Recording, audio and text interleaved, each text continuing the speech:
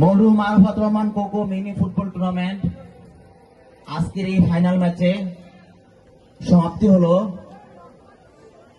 আমি যখন final match উদ্বোধন করতে এসেছিলাম তখন একটি কথা বলেছিলাম যে একটি খেলা পরিচালনা করা কিন্তু অনেক কষ্ট।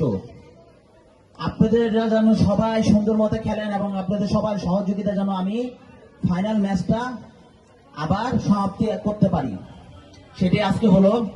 একটি কথাই বলতে চাই, এই খেলা শুরু হওয়ার এক সপ্তাহ আগে এইচ ব্লকে আমি রাতে এসেছিলাম।